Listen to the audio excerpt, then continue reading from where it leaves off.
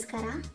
ಇವತ್ತಿನ ವಿಡಿಯೋದಲ್ಲಿ ಫಿಶ್ ಫ್ರೈಗೆ ಮಸಾಲೆ ಹೇಗೆ ರೆಡಿ ಮಾಡ್ಕೊಳ್ಳೋದು ಅಂತ ಹೇಳ್ತಾ ಇದ್ದೀನಿ. ಇದನ್ನು ಸ್ಟೋರ್ ಕೂಡ ಮಾಡಿಟ್ಕೊಳ್ಬೋದು ಸ್ವಲ್ಪ ದಿನದ ಮಟ್ಟಿಗೆ. ಸೊ ಬನ್ನಿ ಹೇಗೆ ಮಾಡೋದಂತ ನೋಡ್ಕೊಂಡು ಬರೋಣ. ಸೊ ನೀವು ನೋಡ್ತಿದ್ದೀರಾ, ಒಣಮೆಣಸು, ಒಣ ಶುಂಠಿ, ಬೆಳ್ಳುಳ್ಳಿ, ಕಾಳುಮೆಣಸು, ಉಪ್ಪು, ಜೀರಿಗೆ ಮತ್ತು ಕೊತ್ತಂಬರಿ ಇಷ್ಟನ್ನು ಹಾಕಿ ರುಬ್ಕೊಬೇಕು. ಬೆಳ್ಳುಳ್ಳಿನ ಬಿಟ್ಟು ಮಿಕ್ಕಿದೆಲ್ಲನೂ ನಾವು ಜಾರಿಗೆ ಹಾಕೊಳ್ಳೋಣ. ಸೊ ಜಾರಿಗೆ ಹಾಕ್ಕೊಂಡು ರುಬ್ಕೊಳ್ಳೋಣ. ಬೆಳ್ಳುಳ್ಳಿನ ನೆಕ್ಸ್ಟ್ ಸೆಕೆಂಡ್ ರೌಂಡಿಗೆ ಹಾಕ್ಕೊಳ್ಬೇಕು.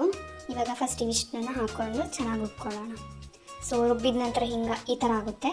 ಸೊ ಇವಾಗ ಅದಕ್ಕೆ ಬೆಳ್ಳುಳ್ಳಿ ಮತ್ತು ಅರಿಶಿಣ ಪೌಡರ್ ಮತ್ತು ಆರೋಟ್ ಹಿಟ್ಟು ಪೌಡರ್ ಅಂತ ಸಿಗುತ್ತೆ, ಅದನ್ನು ಹಾಕ್ಕೊಂಡು ರುಬ್ಕೊಳ್ಳೋಣ. ಇವಿಷ್ಟು ಮಾಡಿದರೆ ಆಯಿತು.